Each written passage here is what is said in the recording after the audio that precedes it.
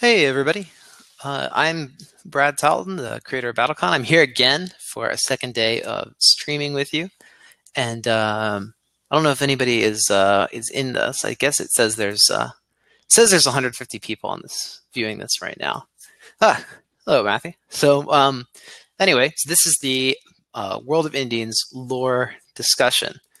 So I'm going to talk about the world of Indians and how the world has evolved over over these years, and what I've done to build it up, and why we created it, and what it's all about. So this will not be so much about the gameplay of BattleCon specifically, as it will be about the characters and the story of BattleCon, and how it fits into the larger narrative of the world. So let me give you a kind of a big overview of Indians, and then I'll get into some questions, and anything that you guys are thinking of, just post in the chat or post a question in the Q&A, and we'll get into it eventually. So let's see. What are you saying? So I think I will be joined by Chris and or Marco. So they'll jump in just a sec, and maybe help me host through some of these questions. But anyway, sit down, grab a drink, and we will talk World of Indians, world building, and all that good stuff. I got some tea here, which I'm going to go ahead and strain my tea, and we'll get to it.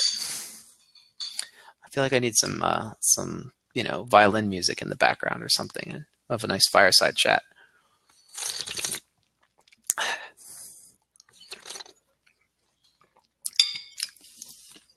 So,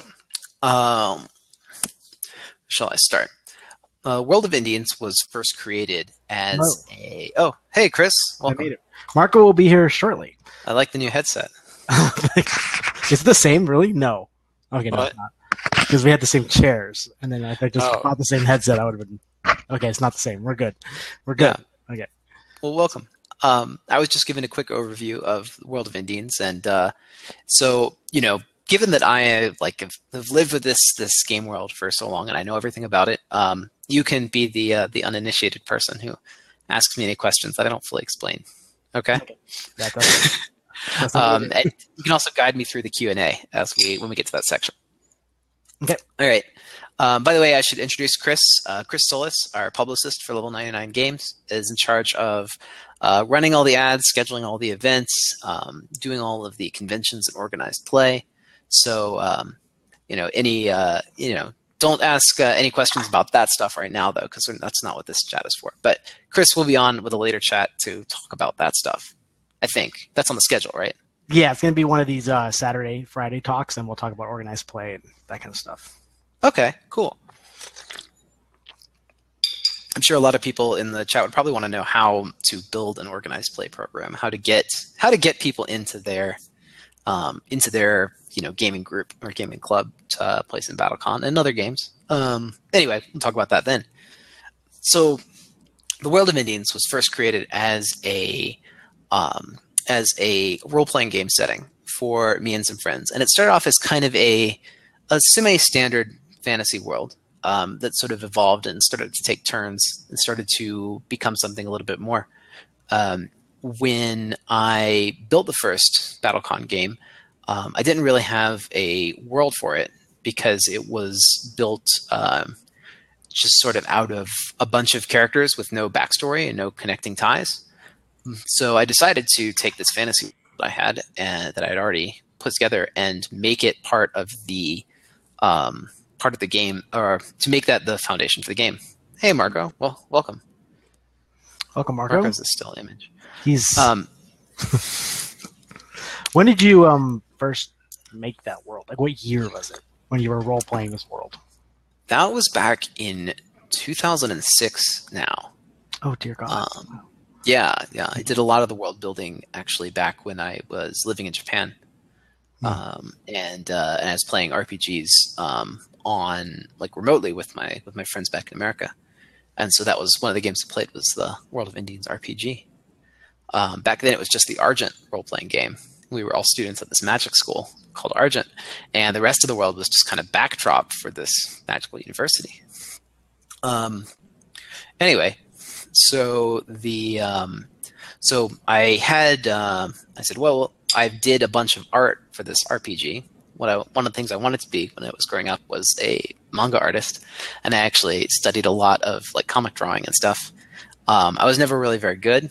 I don't have the skill that the artists who work on our games do. So, but I had a bunch of art that I had done, and so I was like, well, I have the art that I've done. I've got the world. I'll put these together, and I'll use my old RPG characters as the fighters in BattleCon. And so that's kind of how the modern World of Indies got started, was taking those characters and coming up with a context for them to all be fighting with one another. And that's why a lot of the characters in the original BattleCon War, such as like Hikaru and Kalistar, and Kadath, all came from Argent, or were all studied at Argent, because they were actually player characters or important NPCs in this RPG that we played way back then. That's, they've been heavily modified from those days. So Argent came before lore-wise than BattleCon. Then yeah. Argent came first lore-wise. And so I don't know, like, if maybe I should be saying, like, it was this RPG that I played with friends back in college, but that's how a lot of cool things. I mean, I guess what I want to say here is that if you're coming up with a cool thing and you don't think that it necessarily has a big future for it, you might be surprised how those things can evolve and how a world can grow out of, just a small seed like that. So, Hey, Marco, are you with us now? He is asking me a question in Discord real quick. If you want to take a peek at that. All right. Yeah. Hi. Hey, welcome. We can hear you. You get. You're kind of in a different like time frame. That's like there's some relativity here. Like we're in real time, and Marco's in like 1/2 time or 1/4 time, or something like that. Well, anyway, continuing the story. I realized when I was building BattleCon that there was no way that my art was good enough to go in this game. So I hired a bunch of other artists to draw some of the characters from the World of Indians. Some of the characters, such as like Cadenza and Hikech, actually came from a different project, and I just kind of rolled them into World of Indians because I needed to use those art assets, and I knew the other game wasn't going anywhere. So some of the game's characters and mechanics kind of were pulled from other projects I was working on at the time. Right. And so that's so then anyway, in Original War, I don't know if you've seen the original BattleCon War, not the remastered edition, but the old one, all the art is by different artists and it's all in different styles. And you very narrowly dodged a bullet. It could have consistently been from me and consistently been bad. So I think the world would have taken a very different turn if we'd done that.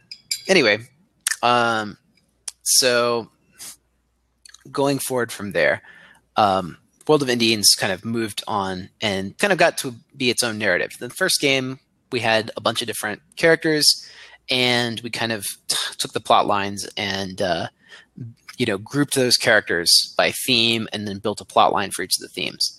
And that's sort of been a recurring theme in the BattleCon games. The characters come first, and then the game comes, or the main story comes after. And that's definitely true in the greater like World of Indians as well. Like it's a very character-focused world, and we decided. I decided when I was really fleshing out the lore and of this world that it was going to be a world that was focused on characters.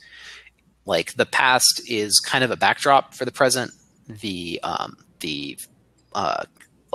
races and the nations and the factions, they're all kind of excuses for the characters to be the way they are and to do what they are already doing or what they're going to be doing. So this is a world that's about characters, and it's a world that's about character development and it's a world that's about the potential of characters to alter the destiny of their world or of themselves.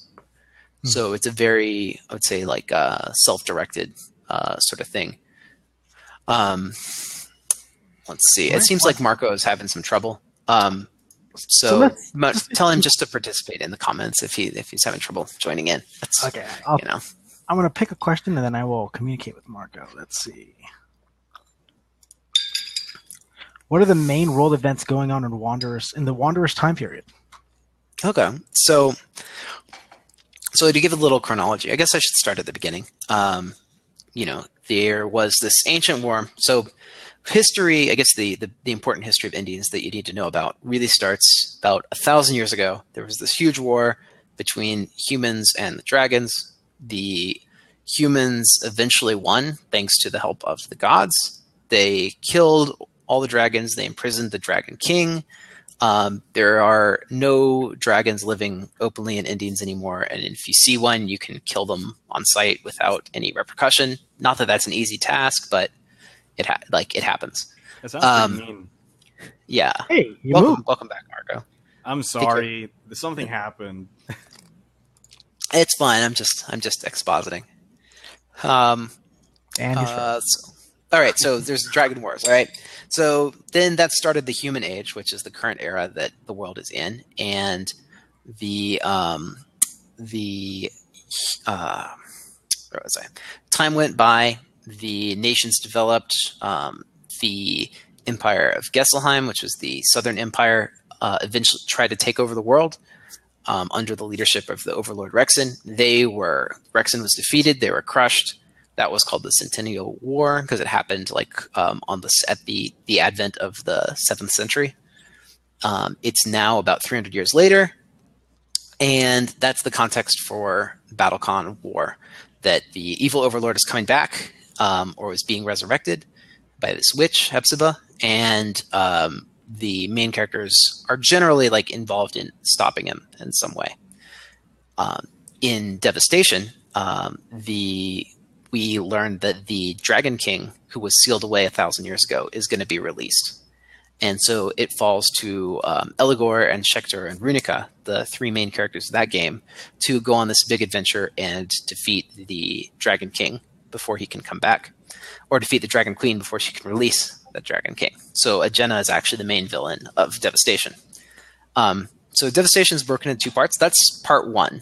They defeat Agena. They save the world from the Dragon King. And then in the middle of that, that's when the events at Argent occur. That's when, Chancellor Callahan leaves. We play Argent the Consortium. We try to become the new Chancellor of the University. Eventually, candidate Riflem wins Argent, or wins the Chancellorship and becomes the new Chancellor of Argent. Byron, unfortunately, doesn't. Argent has its own plot line, which is a separate thing from BattleCon. We'll get back to it. And then, where was I going from there? Right, so then Devastation Part 2 happens. And this is where I find out that we were being manipulated all along by the demons to prevent the resurrection of the Dragon King. Because it wasn't the gods that really defeated the Dragon King long ago. It was the demons. And it was their plot all along. So now we have to go and stop them. Because they want to basically take the world. So basically, Byron, who is behind all of them, wants to seize control of the world, and is going to basically use all the powers collected from the gods to do this. So typical world in danger stuff. The heroes get the band back together. They go. They fight their way into hell, and they defeat Byron and the Malaface sisters. And then, after that, we get to Fate. And in Fate, we discovered that there was a secret world underneath Indians called the Underlands. Kind of spoken in legend, but during the Dragon Wars, it was sealed off long ago. They find the keys to break back into this world now that the Dragon King is officially vanquished. The Underlanders want to reconnect with the surface world, and in Fate and in Trials, they find all the keys, they open up the Underlands, and they do reconnect with the world. And so that is the context for that's the world that Imperial Spells and Steam is brought into. So in Imperial, you're now like connecting the surface world. You're building out to the industrial age, and in the expansion to Imperial, we have the Underlanders like joining this world. They're going to like reconnect with the surface world, and so that happens. And then in Wanderers, that's the world that we come into. So when you say what is like the world events that are happening in Wanderers, it's happening during the same time as the expansion for Imperial. The Underlands are finally being opened up. There are new secrets or lost secrets to uncover, hidden things in the world to find. And so the characters in Wanderers are searching out these secrets. And so the main like big overarching plot for Wanderers is still kind of in the works. We're still tying all those characters together, but that is the world that they are coming into. They're coming onto the stage of. All right, we got a character-specific question here. Combo. Sure. If you click on these, you can show them to the audience. Yeah, it should be shown now. Would Carvey ever be playable character in BattleCon? She seems to be in every other game set in the world of Endines. Could you go over her lore? There it goes. Yeah, so Kavri is a healer character who was actually one of the original NPCs in the World of Indians RPG that I played way back in 2006, 10 years ago. So Kavri Shishrek is a Dryad healer in the Department of Vendidate Argent. She shows up in Pixel Tactics. We did actually have a Kavri character, but we found in the testing of BattleCon War that healing was a bad mechanic for a fighting game. I don't know if any of you saw the Evo finals with Elena. You might remember that healing is a difficult mechanic to work in a fighting game well. But so we decided she wasn't right for BattleCon. She does pop up as a striker, and she can heal you as a tag assist, but she doesn't. I don't think that she will ever be a playable fighter. She's not a planned stretch goal for this project. I can rule her out. So yeah. All right. Let's see what's next. But it's good to have a lot of characters that aren't fighters, right? I mean, it would be really weird if, say like Ken's kid showed up in Street Fighter, or I guess that does happen for some characters, but you get the idea. Like they're non-combat characters, and it's weird if everybody in the world also can put on their gloves and become a fighter. For sure. And we have I'm going to do an asset question here. Oh, I can't. Well, will the costume for the original war be available to get online version? For original war, we are. So that's really a content question, but I guess it relates to original war. So I'll answer it here. I said I wasn't going to answer these. The art in BattleCon Online is all drawn by Nokomento. Okay. Next question. Going back to lore. Are we ever going to learn information about the Maleface sisters? Okay. So I told you there were demons, right, in this world. So in ancient times, there was, according to lore, this demon king Maleface. He was defeated. His body was split up into 7 parts, and these were scattered around the world. And then for the people who find them, they actually fuse with you and kind of exert influence on your mind. We know one character who has one, that's Schecter, and she has that claw. So that claw is actually the left claw of Maleface, and so that's one of these relics. There are 8 of them in total, and the 7 others are floating around the world in possession of other people.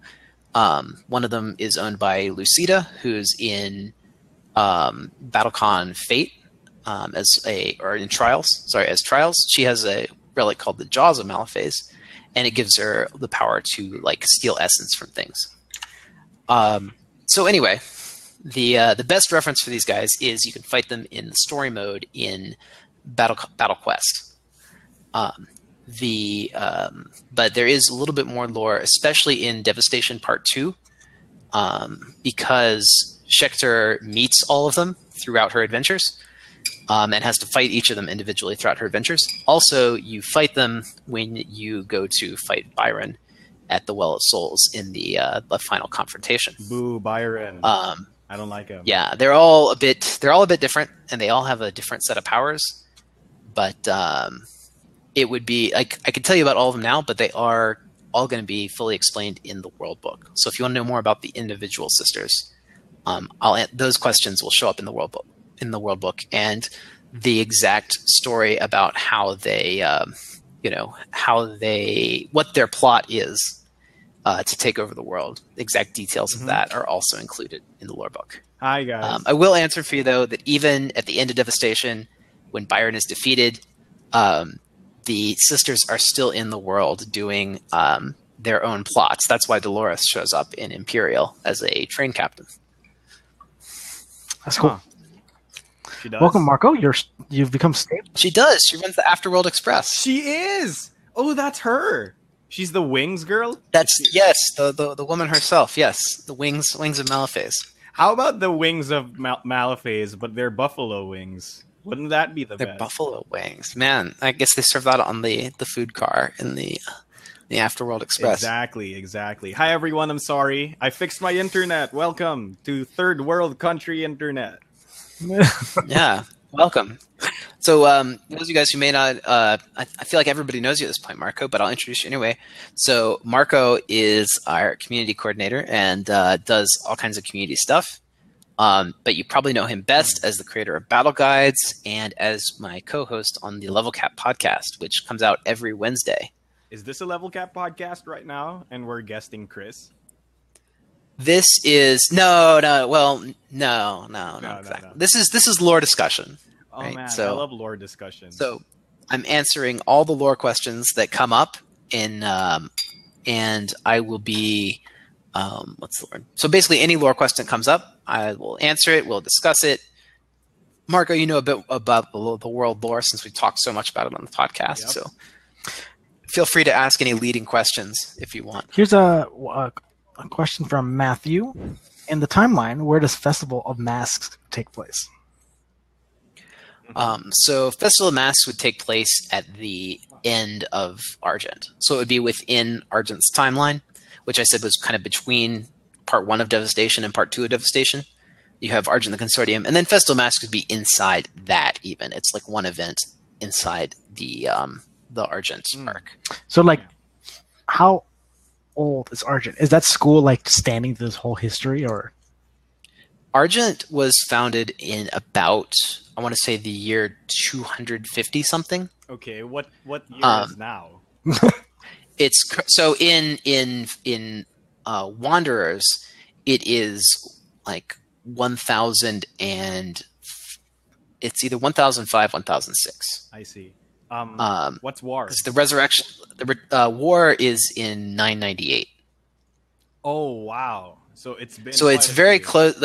Yeah, the timeline of the World of Indians very closely has tracked our like real world progression. So like when Hikaru was punching things back in War, he's now like 8 years older now in Wanderers. Oh, okay. And you'll see the characters, especially if you look at the Imperial Kickstarter, where you see there's a lot of supporters in that game, and you'll see that they've kind of aged up.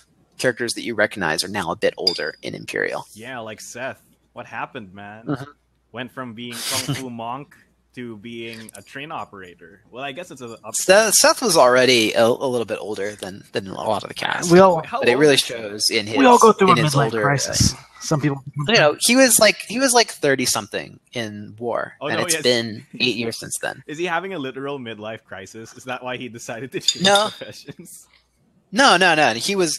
I mean, Seth's job is to do pretty much whatever. Like he's a government official in this country, and so his job is to do whatever the Empress says. And so if the Empress says like, "Hey, I want my country connected by trains," picks one of one of the oracles and says like, all right, you're in charge of this, get on that. Oh man.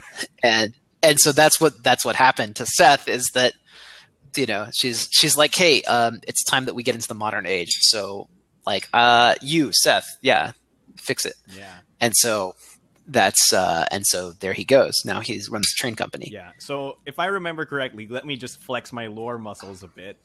Seth is from Sanghalim, and he serves the literal avatar goddess of life, right? Water Water. and life. Water. Yeah. Water. Yeah. Water. Water. All right. See, water is life. Can we move on to a question from one of the fans?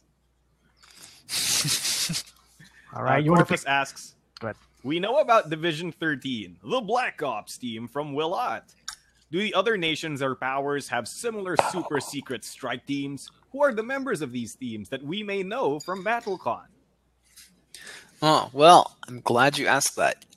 Yes, the other countries in the world of e-needs do have their own, I would say, analogous teams to Division 13.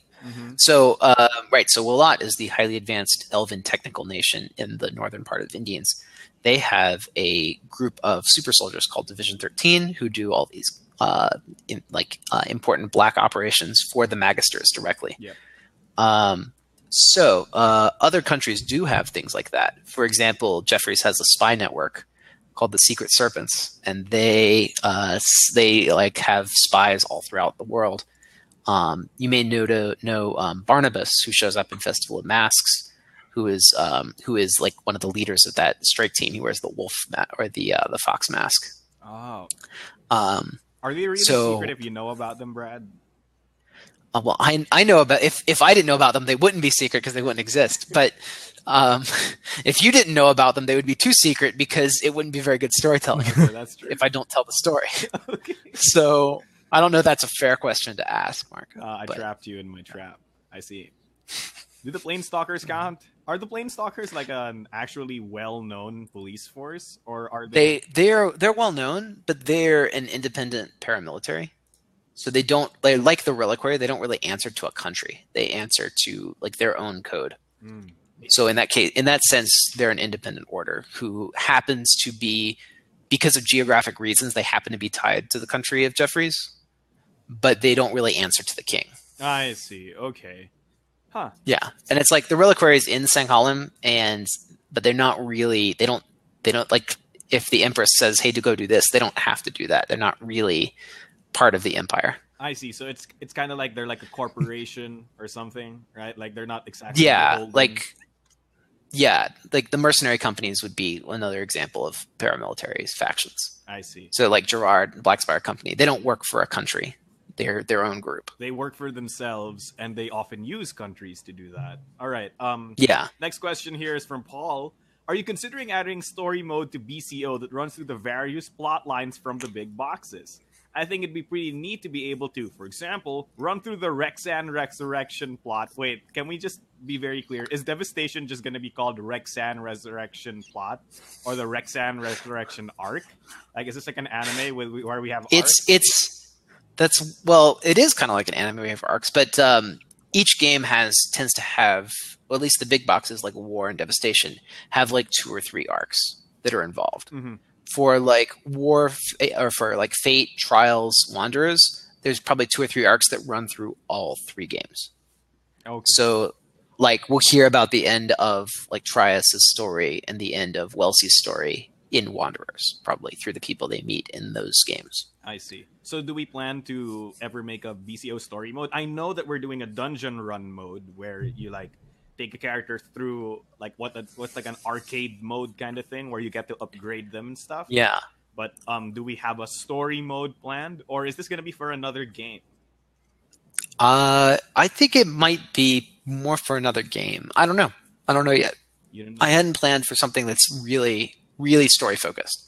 I think some of these plot lines want their own story, their own games. I see. You know, to try and shoehorn everything into BattleCon is a little, can be a little much. Indian's video game but novel confirmed. a lot of these details are like not even for the game itself immediately. Like, so you can link them all together in the big picture across products. That's awesome. Yeah, that's true. Yeah, it tends to be like a world connecting thing between like multiple games, right? Like the only way to fill the gap in between. Wait, Imperial happens after Devastation? After is it Imperial happens after Fate, but before Trials. I think it's about the same time as Trials. Okay, but before Wanderers. It's probably more. It's more contemporary with Wanderers. I see. Okay, so it's like you have to fill in the gaps with the other games, and I think this is I really like / hate about the BattleCon lore and Indian's world, and it's that you get to further reveal more of the world by like playing all the games, but at the same time, there's no hard written set of like lore stuff outside of the stuff that we release on the website about the characters and the 10 facts about them and the character of the week stuff. But like, well, I hope that the Chronicle will do that. Yeah, exactly. Yeah. And that's why I'm so happy about the Chronicle coming out in this Kickstarter, because it's like, now I finally have a place to read up about my favorite characters and know what the heck they've been doing. Are you following this okay, Chris? I want to make sure that I'm not like going too fast for people who are brand new to the universe. No, so a lot of the lore is new to me for the first time. I'm following fine.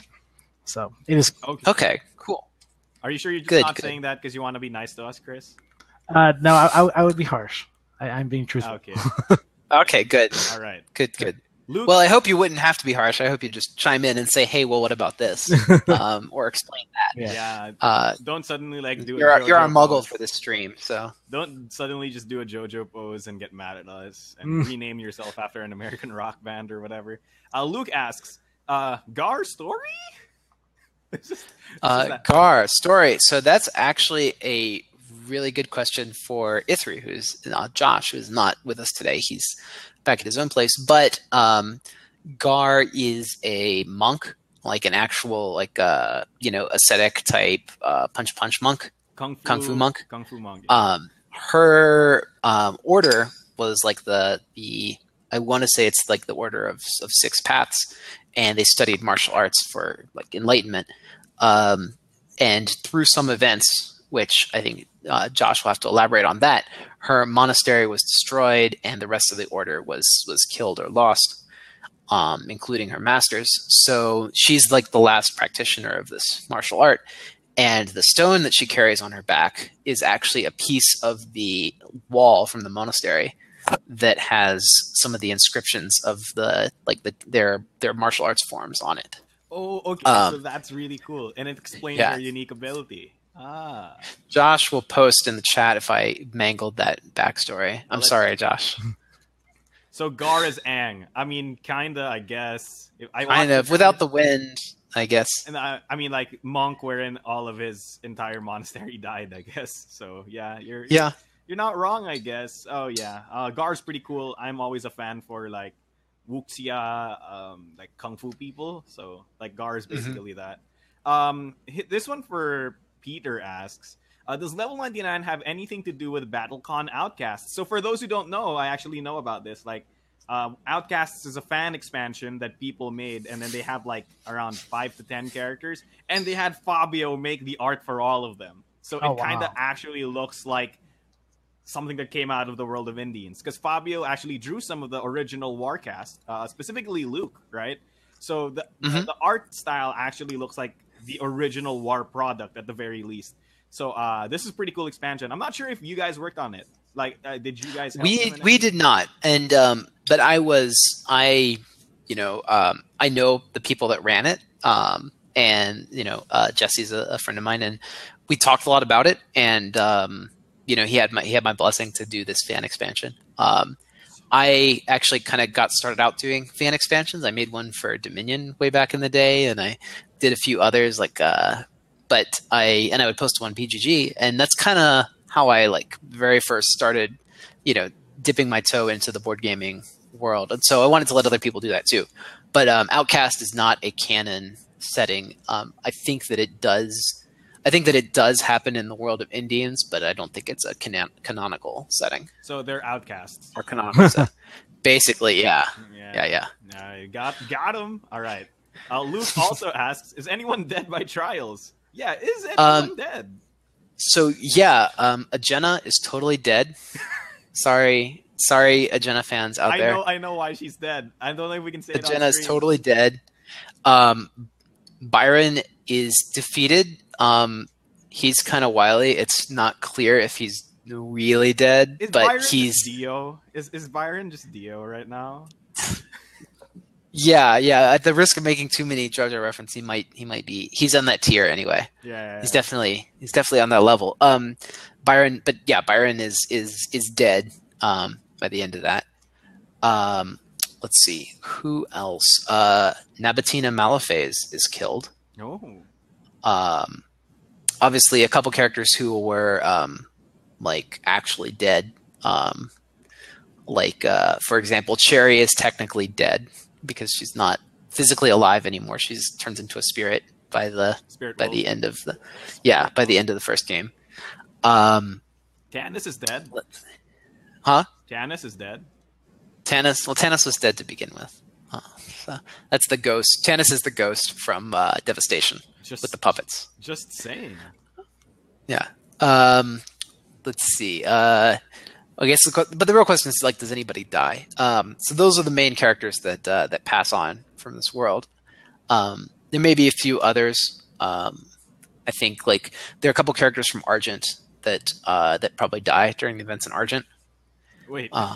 So they die during the re-election of their new chancellor. I'm still in the process of writing this, but I think that perhaps like Mannheim will be dead. Oh, no. The natural magic leader will probably be dead by the end of it. I'm still in the process of writing all the lore for that, which is funny because actually Trey made him a leader in Imperial, and I'm probably gonna have to change it and make the other one the leader in Imperial. Oh, okay.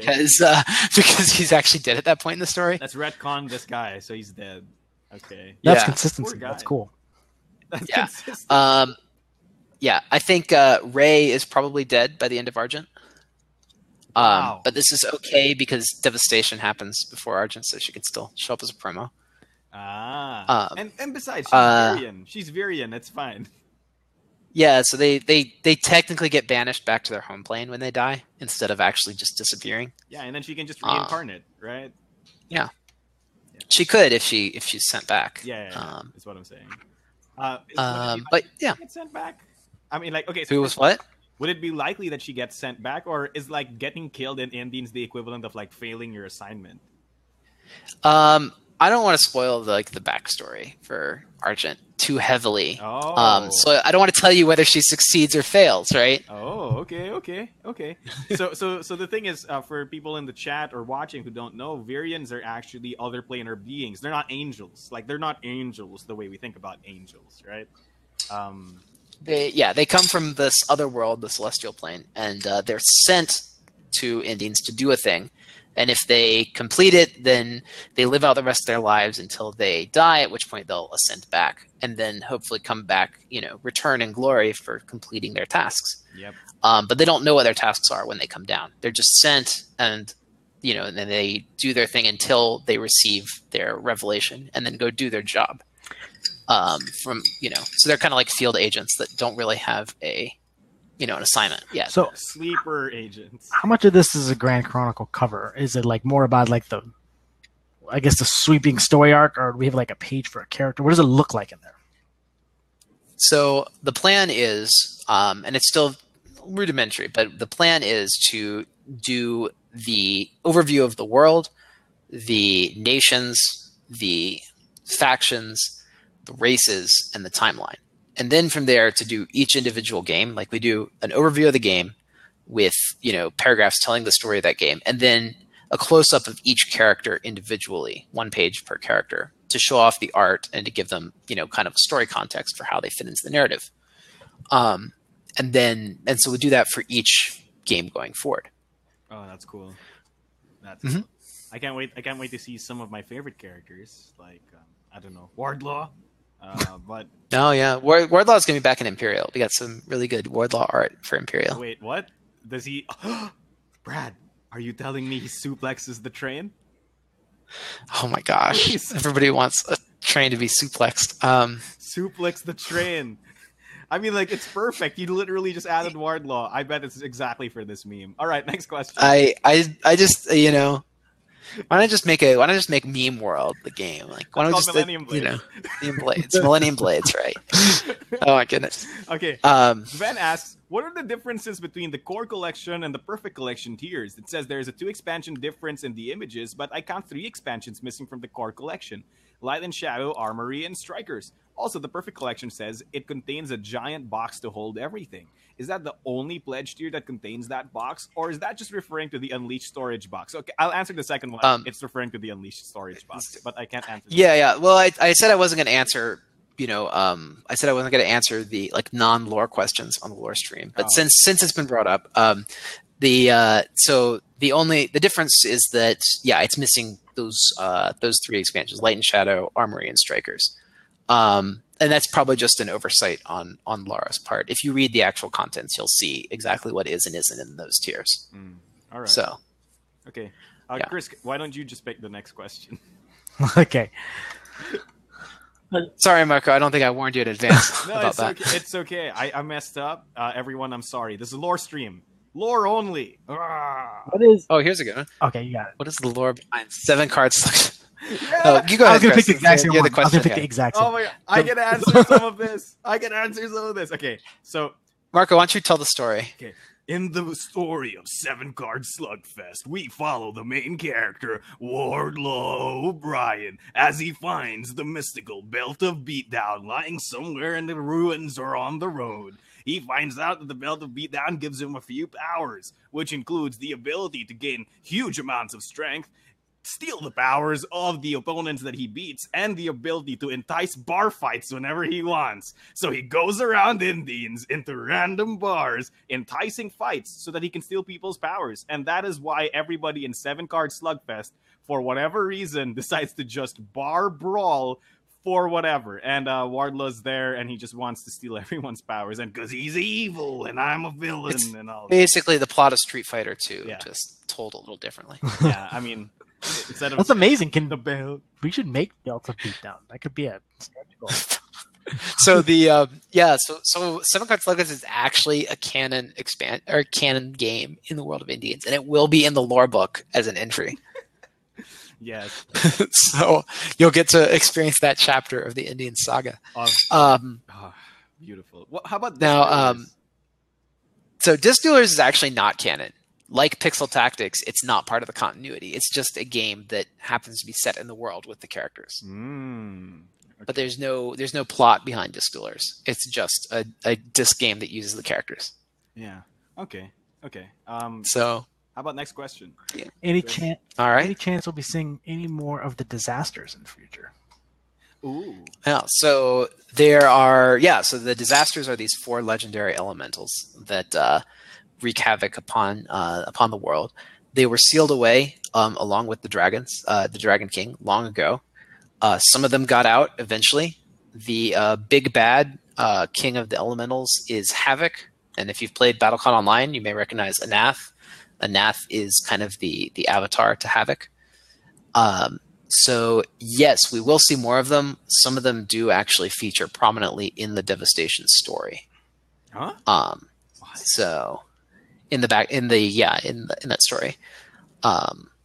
So anyway, we will. I'll elaborate a little more on that in the chronicle. But there are 4 of them. They are. I want to say it's like Blight, Desecration, Desolation, and Havoc. No, Havoc is like above them. Oh, okay. He's like wow. He's like the boss of these sub bosses. Gosh, I can't remember the 4th one off the top of my head. Are they just our 4 but horsemen? They kind of they're not, and they're not even like human. They're like forces of nature. Like I think Anarchy is the last one. Like so they roam around the world and cause destruction, but they're more like forces of nature. So like the the one that's what's the word? Like the Desecration, like just causes culture to dissipate around it And so like it breaks traditions, it breaks lore, it breaks like, knowledge. And so civilizations start to break down in its wake. Wow.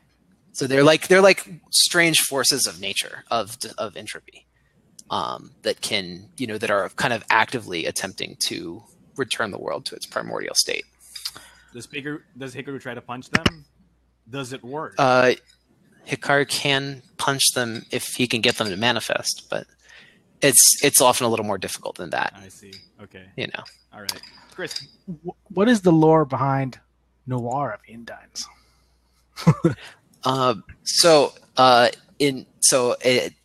There's a character in Devastation, which you may know, named Karen.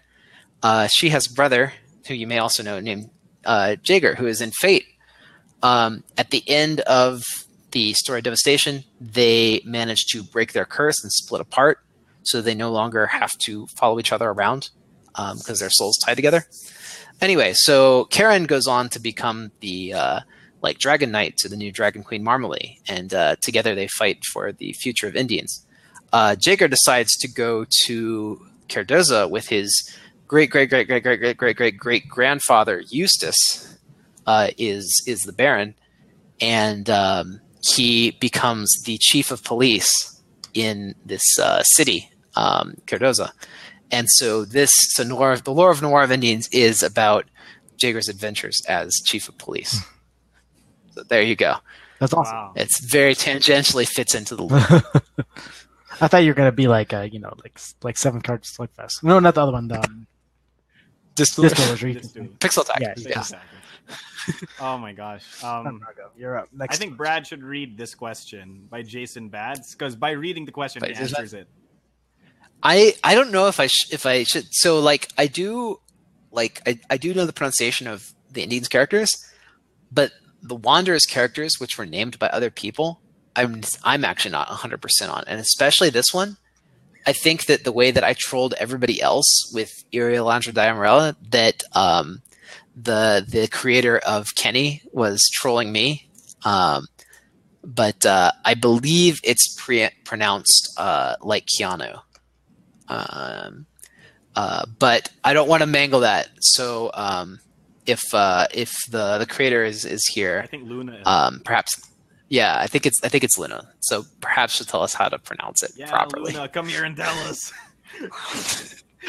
Tell us how to pronounce this name, because oh my gosh. And oh my gosh. Wait, so this used to be Kenny, or is? Well, Kenny is what his nickname is. Oh, so this is Kenny. In development, we always just called him Kenny. He's the Phantom Thief who is in Wanderers. Okay. Right, the one in white with the motorcycle. Yeah. So we've all been trolled. Welcome to Indians.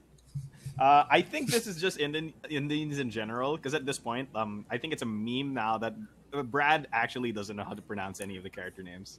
Wait, but I do. I just said I know how to pronounce all the character names. No. This one, except that one. No.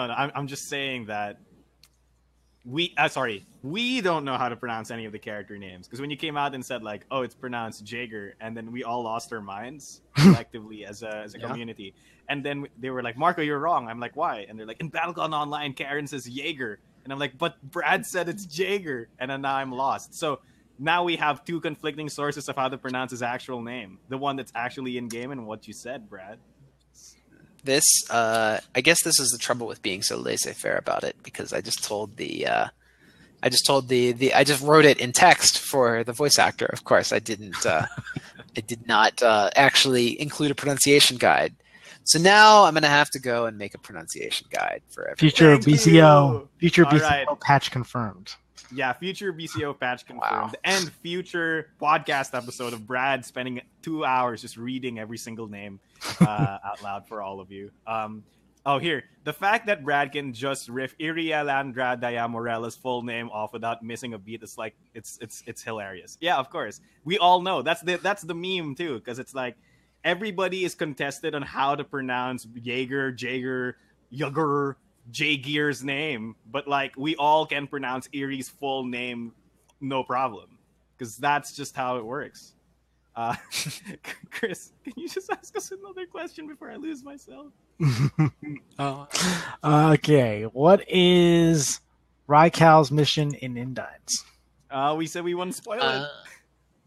Yeah. So that does come up during the Argent storyline, and I don't want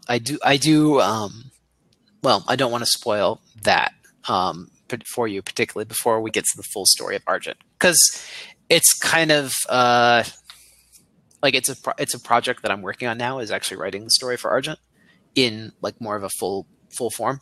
So I don't want to say something here and then have it be decanonized later. Because I didn't fully think through everything I was saying. So I'm gonna pass on that question for now, and just explain that when the Virians are sent from the Celestial World, they don't know exactly what they're supposed to do. They're sent into the field and said, "We'll contact you when it's time to, do the thing that you need to do." I feel like that's a thing. Yeah. So she hasn't been contacted yet, and this is a point of great stress for her. And that's why she ended up at Argent, and that's why she wants to be Chancellor, is so that she has like all the power and tools and contacts and connections that she needs to do whatever happens. Yeah. And or whatever it is that she needs to do. So I think the ultimate plot twist would be like ending up with Rey's mission being like, take care of this dog.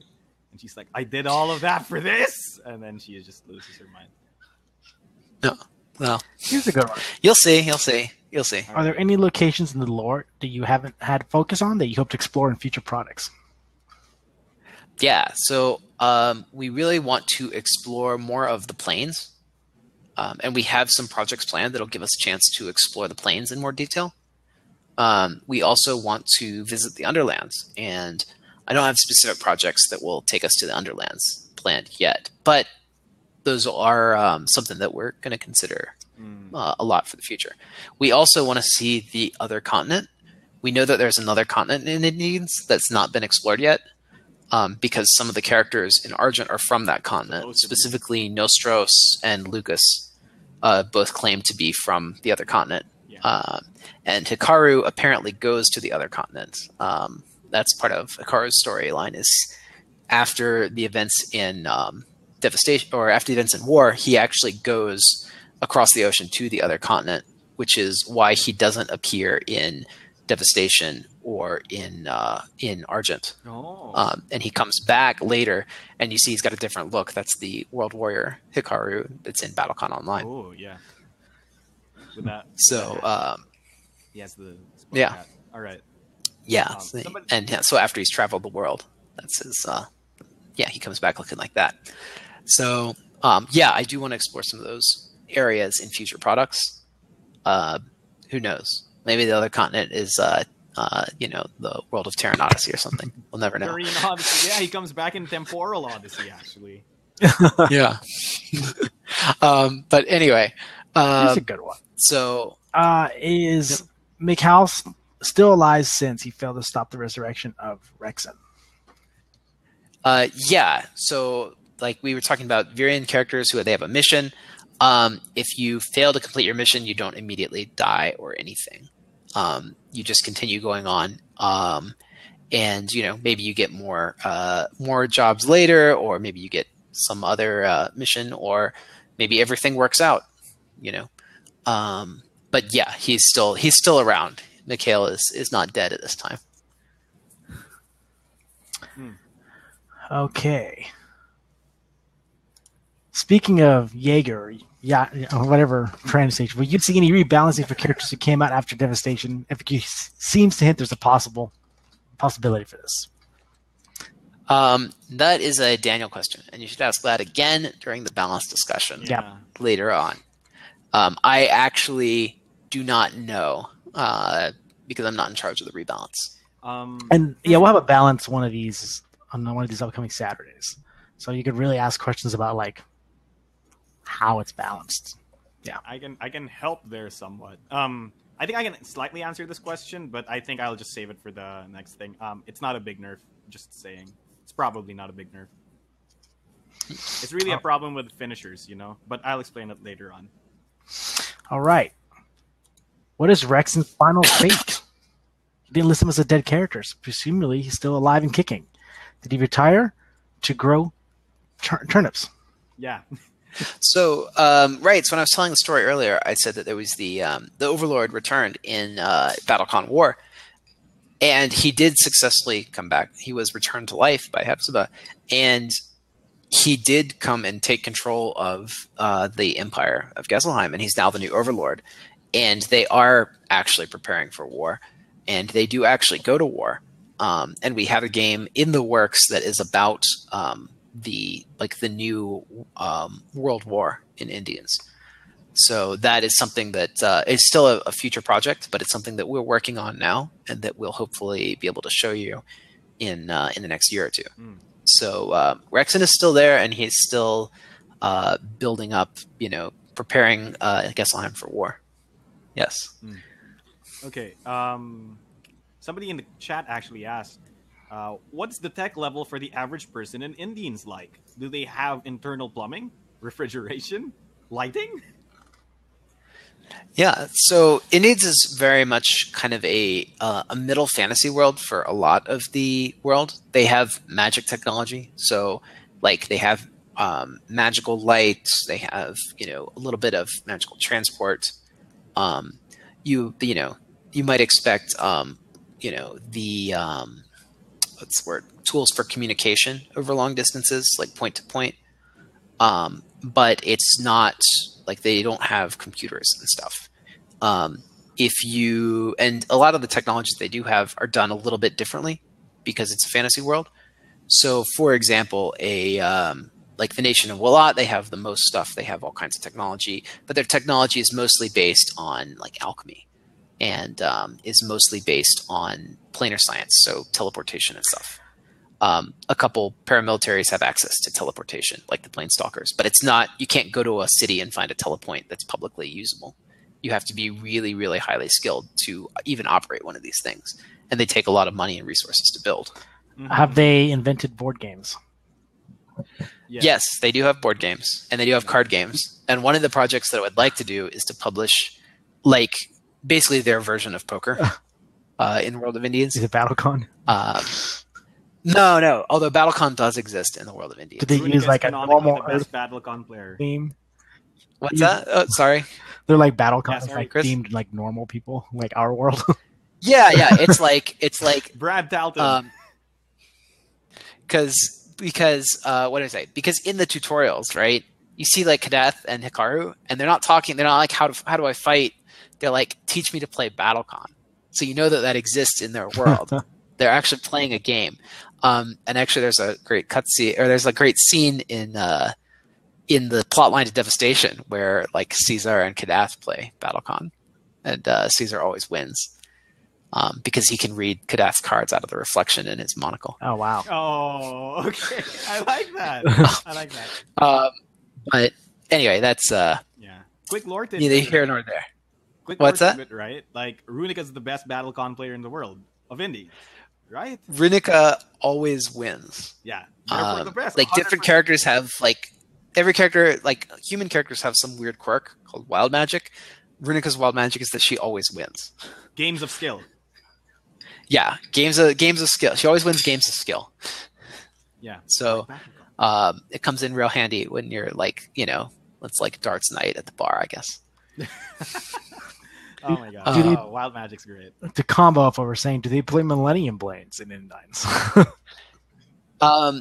Millennium Blades does not exist in Indians, but Indians does exist in Millennium Blades. As a TV show, right? It is actually I want to say it's a comic book series in Millennium Blades, in the world of Millennium Blades.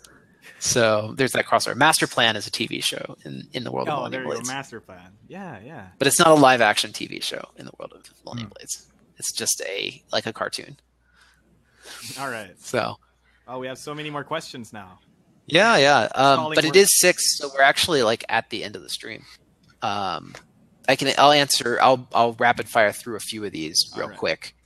So Rin, Dravel, and Ansloma are siblings. Dravel is in is in Trials. Rin appears in Wanderers, and Sloma appears as a supporter in Festival of Masks. They all come from the Northlands, which is this mysterious, unexplored place even further north than Walat across the mountains. And it's kind of a legendary land of elementals and ice and snow. Let's see. Is there any chance of us seeing a World of Indians tabletop RPG? Yes, it's a project that we have worked on and want to complete in the near future. It's a work in progress. Get me in on that, Brad. Oh, whoa, Chris disappeared. Let's see.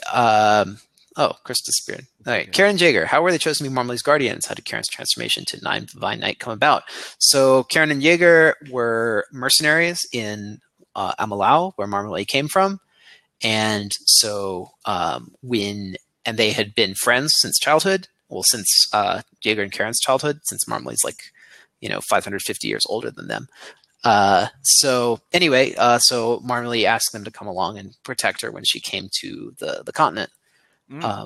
They eventually, when they managed to break their curse and split apart, Marmaley has ascended to become the new Dragon Queen.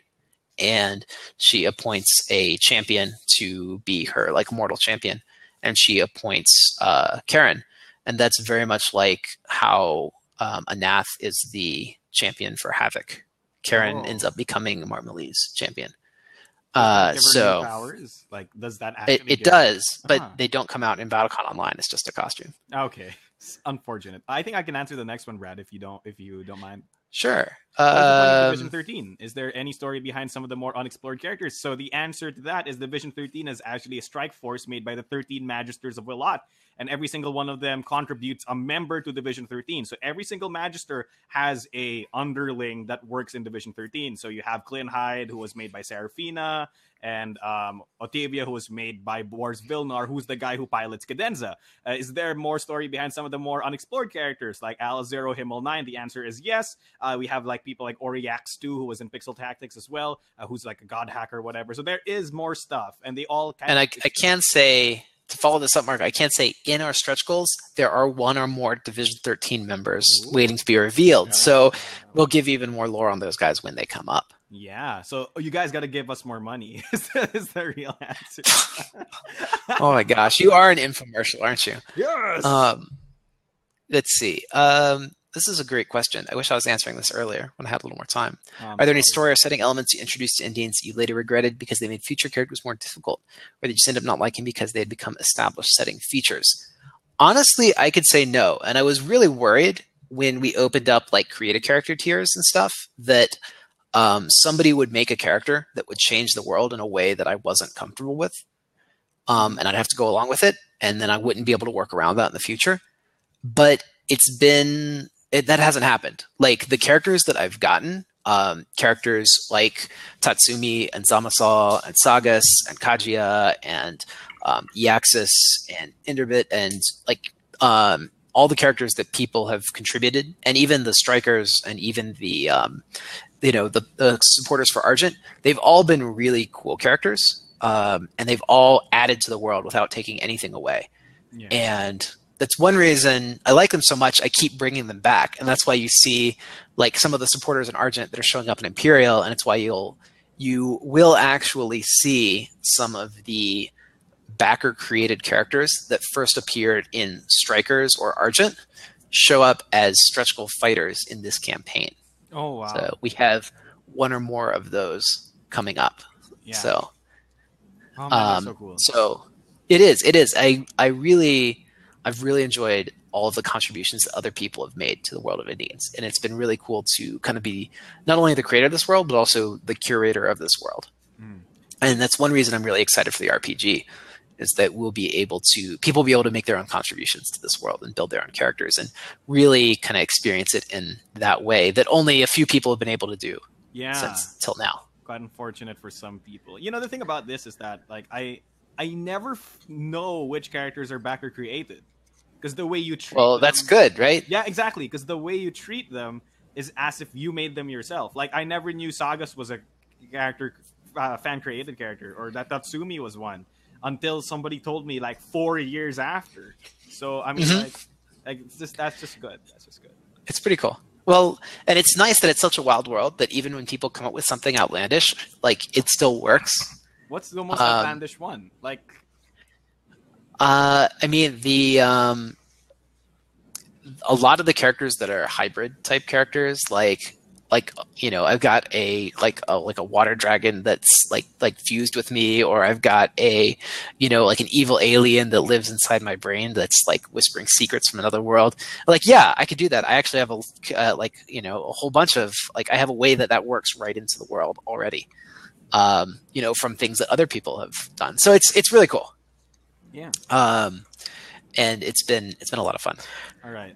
Anyway, but that's my time for tonight to talk about lore and stuff. So thank you guys all for joining me. Thank you, Chris and Marco, for co-hosting with me and for asking and answering questions. And again, we'll be doing this. We're doing another show on Friday. We're playing more BattleCon on Friday, and then next Saturday we'll be doing a podcast like this with other questions, and we'll announce those questions on the internet soon.